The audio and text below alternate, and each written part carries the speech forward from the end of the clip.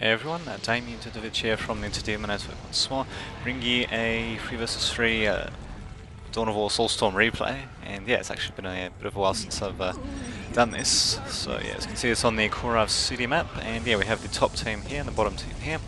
Top team consists of Shoko as Chaos Space Brains, Kibatsu as the regular Space Brains, and Soulstorm as the Chaos Space Brains. And at the bottom we have the player Adrenaline 92 as the Chaos Space Brains, Keyberg with a bunch of numbers after his name as the regular Space Brains, and the Constantine 26 as the regular Space Brains. So yes, should be a pretty action-packed game, at least from the what I can read from the description. So just have a look at everyone's build order. Looks like Shoko's decided to go for an early Raptor squad. Kibatsu's going for a pretty standard build of 2 Scout Marines and a Force Commander coming out a bit earlier. And yeah, it looks like Sulfur is going with a... that's interesting. He might be going for a quick tech build actually, given that he's got only a two plasma generators. Oh, 3 plasma generators out. Wow.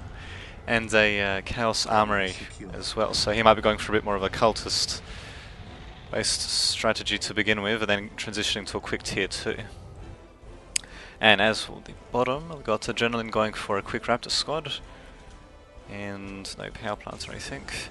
Looks like Keyberg's also going for a bit of a standard build. Yep, going with an early Force Commander. And yeah, Constantine 26 is also going for a bit of a standard build with the Force Commander as well. And looks like we're actually about to have the first engagement in the middle of the map, of course. Got Sulfura's Chaos Cultists engaging these Scout Marines, but thankfully some other Chaos reinforcements have come in from the southern side just to reinforce the Scout Marines and yeah, to help chase around those cultists. Unfortunately, they didn't manage to capture that point though. Looks like Sulfur is going to be on the run. What do you know? It actually does have grenade launchers, so yeah, it is going to be going for a bit of a cultist base build first. It's kind of funny really, because even with those grenades, these Chaos Raptors can almost beat the cultists just with their little crappy bolt pistols. It's kind of funny really, but thankfully we do have some reinforcements coming in from the north of the top team. Or sure, so for the northern team. Kibatsu's Force Commanders come out, and yeah, that's forcing Adrenaline's Raptors to go back. At the same time though, looks like Constantine 26, which I think is this player, yep. He looks like he actually went for some early scout snipers. And yeah, he's going to be probably doing a bit of harassment. Wow, it's pretty close for a sniper rifle, but anyway, he's going to be doing some early harassment of the northern team in the middle. At the same time, though, we do have a bit of harassment happening on the entry, actually, to Sulfur's base. He's sent a heretic to try to build it. A chance they probably didn't change its destination or anything like that when the Raptors first started attacking, and yeah, unfortunately he's dead. And yeah, it looks like the listening post might go down as well. Kibatsu, perhaps wisely, just leaving his Force Commander behind to do some range damage on them. So, actually might have been better off to disrupt them, given that this listening post was pretty close to dying, but what can you do? So yeah, it looks like Sulfur is sending for another cultist, and it doesn't appear to be going to tier 2 though. Or maybe is it at tier 2 already, and I can't see it. But in any case, yeah, it looks like Kibatsu's at tier 2 is going for a Sacred Artifact and a Chaplain, so he might be going for the famous triple hero build, given that he's got the Force Commander out. And yeah, it looks like we got Shoko going for tier 2. At the same time, we do have a bit of harassment happening on the top left base, but it looks like it'll be contained for the time being, and we also got an engagement happening in the middle as well. I think I missed that, unfortunately, due to all these other things that are happening in the map. It looks like Sulfura's heavy bolter turret has not been set up rather, unfortunately. And in fact, Constantine 26's Scout Marines have done a pretty good job in sniping off these remaining Scout Marines of the northern team. So yeah, it looks like they'll just be concentrating on the this post. And yeah, these Chaos Raptors are still wandering around a bit, I think just looking for stuff to harass. And yeah, Kibatsu's even put his Force Commander back to face against them, and yeah, it looks like he's gone for the Grey Knight as well, and yeah, it looks like we're actually going to be seeing an elite troop and a triple hero build, so be in for some good times indeed. And yeah, Keyberg I think is not going to be able to capture that point, although I think he might have actually decaptured it before though. So in the case it would probably be a net win for the southern team. So it looks like both teams hold roughly the middle of the map, although I'd say the southern team is perhaps starting to get the upper hand there. And that turret's still up. I guess Sulfur is going to want to cancel that. Yep, cancel. That's a pretty good awareness by Sulfur there. And yeah, the take and hold victory is underway, because yeah, the majority of the critical locations are being controlled by the southern team. So it'll be the middle, left, and the right's being controlled by the top team. Or but should say the northern team. So for some reason though, Kibatsu's deciding to send his scout marines further south. It's certainly going to be a one-way trip for them. I'm not quite sure why exactly he's sending his guys there. And yeah, it looks like the strategic point here has finally been captured, and this one's about to be captured as well. So yeah, thankfully though, Shoko has fortified his eastern listening post in this midsection, and this point, no, it's been captured. So yeah, it looks like all points in the middle except for this one have been captured by the southern teams. Looks like the northern team is certainly going to have their work cut out for him. And yeah, here's an interesting side actually using Grey Knights in ranged stance against Scout Marines. The Grey Knights actually do pretty decent damage for a melee unit, so you can set them onto ranged stance and just keep them there, especially with an attached commander.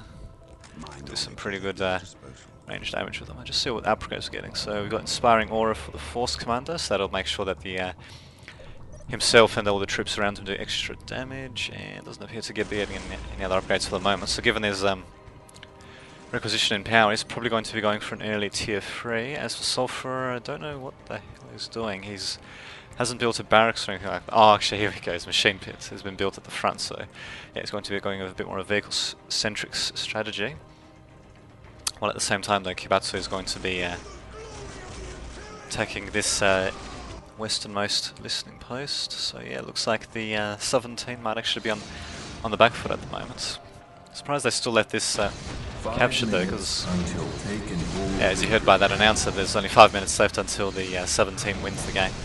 I suppose that still provides quite a bit of time to do that. I'm just surprised that they're not decapping it now. I mean, look at that. Sulfur could be easily sending a cultist squad to decap that, and if any troops from the southern team try to harass, we could just, well, use these Grey Knights and commanders, just destroy them. So I don't know what the hell they're doing there, and yeah, it looks like we're going for Commander Veteran upgrade and tier 3. So that's even before getting an armory, so that's interesting. Maybe he'll do that. Because he doesn't have a vehicle factory either, or a machine cult as it's called in game. Because yeah, one thing you'd certainly want to be doing is getting an armory, because an armory is actually pretty good for upgrades for both commanders and for regular troops. So for these Grey Knights you can get, what is it, the charge ability? Well, it's basically a charge ability, I can't remember its exact name. But they charge forward to an enemy that's in range, of course, and yeah, they do some disruption damage and some actual damage as well, so it's a pretty good initial attack. And of course, yeah, you can get the plasma pistol upgrade and the they've actually got Kyborg using his own Grey Knights and his own commanders even. So the only thing that seems to be missing is the Chancellor. Interesting. But anyway, yeah, you can get plasma pistol upgrade for the commanders, pretty important if you're going to be keeping them in ranged stance, and of course, yeah, you can get the force weapon upgrades as well. So upgrade that too. And in the case, yeah, it looks like we've got quite a bit of action happening on all corners of the map. On the west, as you can see, Sulfur is having a bit of trouble because the Adrenaline is actually sending over some Hell Talons, and they're pretty good against vehicles and buildings. So, well, there's the Firelade. It does pretty decent, I suppose, in as a jack of all trades unit. It's just not really going to be able to cut it against dedicated anti-vehicle units. And yeah, from what I can see, it looks like, wow, all 3 critical locations have been captured. And yeah, it's a shame that I can actually see the progression at the bottom right here, because you can tell that given how long this game is going to go for, the chances are, yeah, that the countdown won't be finished. So before the top team, or I should say before the northern team decaptures that point. And we've got an interesting orbital bombardment being used, and for some reason Keyberg has sent his commanders, and if he's not careful, he actually loses chaplain. He's lost his force commander already. Yeah, if they're not careful, they'll be losing their guys to that bombardment. And what do you know? They've actually got a Terminator squad being sent out. Interesting by Keyberg. But we got a Terminator squad by Kibatsu as well. So yeah, Terminator squad is a bit of a curious unit really for the Space Marines, because the problem is you can get them to, I think, yep, to 8 units. Well actually no, I think there's a guy force commander attached there. Actually yeah, to 8 units. But the problem is you can only equip 2 of assault cannons, and they've got a pretty decent range. But of course their default weapons, I think they've only got 25 range, so they've got the range of a bolt pistol for God's sake. So you're either faced with the decision of, you know, trying to get them all in range, or so that, you know, they can all use their weapons, or just upgrading a couple with their assault cannons, and then just, yeah, not getting any more Terminators and just using them as a long range bombardment, you know. And yeah, here we go, got a pretty good bombardments being administered to these obliterators. These obliterators, now they're pretty decent ranged infantry. So all of their weapons by default can, you know, they'll have the same firing range, so you don't have to worry about none of them not being in range. Well, except, you know, extreme ranges, that sort of stuff. And yeah, looks like we're actually going to see a bit of an attack by Keyberg here. He's activated the Word of the Emperor ability. He was Librarian, and yeah, he's just charging his guys forward, but at the same time though, Kibatsu has also activated his Word of the Emperor ability, and yeah, he's charging his guys forward. Where's his oh, there's his Librarian, yeah. We'll have to be careful though, because the Word of the Emperor ability, it stops you guys from dying, but it doesn't stop their health from reaching 1, so which basically means that after their health reaches 1 and the ability wears off, then the next shot will kill them, so I just have to be careful of that. So yeah, did see a bit of a skirmish in the middle though, and yeah, looks like in that time the northern team has decapped the middle and the left most critical location, yep. And yeah, I think an orbital bombardment was trying to be used by the bottom team, but I think they got disrupted a bit too much, so they were going to be forced to be to go into a bit of a retreat action. Yeah, looks like Kibatsu's actually finished creating a vehicle plant as well, or machine guns.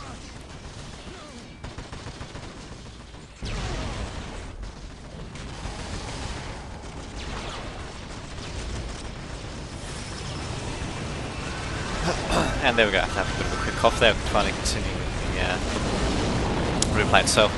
So we've actually got a pretty significant amount of troops on the southern end of this middle plateau, I suppose you could say. And yeah, we've even got Demon Prince to come into the mix, but the problem is though, there's Assault Terminators, and especially the Grey Knights will actually be pretty effective against this Demon Prince. So I don't know if that was the best idea to actually use this Demon Prince in such a situation, but fortunately the Assault Terminator squad was temporarily demoralised, but looks like their morale has actually come back, and now the Demon Prince is actually surrounded. An interesting ability by the Assault Terminators is that they actually have their hammers can actually stun units, although there's a certain chance to stun the units. So when you have all of them pounding on a single target at once, then yeah, it generally gets stunned and is unable to attack. But what do we have here? We actually got a bit of a drop happening by Keyberg and Adrenaline on Sulphur's base. I don't know if they'll make that much of a difference, but then again, if they manage to destroy the HQ, it'll be a pretty significant setback. But at the same time though, the middle is being held by the northern team. So I'd say at the moment, the game could just about go to anyone, especially if Sulphur's base is destroyed. But at the same time though, we do have a bit of harassment. Oh, with a Bloodthirster even. And some possessed Chaos Space Marines, and I think the Chaos Rhinos on the and the Demon Prince on the Space Marine player's base. It's an interesting fact about the Bloodthirst actually does incredible amounts of damage towards buildings. So even though it only regenerates its HP when it's in melee combat with regular foot soldiers, or just even the commanders, that sort of stuff, it actually does the most damage towards buildings. It's strange, and it's interesting that Shoko is actually aiming for this Chaos Rhino. before going for the Bloodthirster. Actually, no, he's going to be ignoring the Bloodthirster, I'll be damned. So, looks like the Bloodthirster, the Demon Prince, and the King. Oh wow, the Possessed Space Marines are going to be given free reign, and they even stopped the construction of that Land Raider vehicle, which certainly would have helped even things out in their favour. Population full, so it looks like they need to upgrade their vehicle cap or maybe delete some existing vehicles. So, yeah, still got them chasing. Oh, what do you know, they're dead. So yeah, it looks like only Keyberg's troops remain. And yeah, they'll be easily dispatched by these Possessed Chaos Space Marines here. So yeah, it looks like we have a bit of a base trade here. The Sulphur's base for whoever's base that was. I probably should have paid attention to that, but oh well. For the, well, just say for the bottom right Space Marine player's base. Yeah, it looks like bottom team is not to be discounted just yet though. They're doing some pretty significant damage to the remainder of Sulphur's base.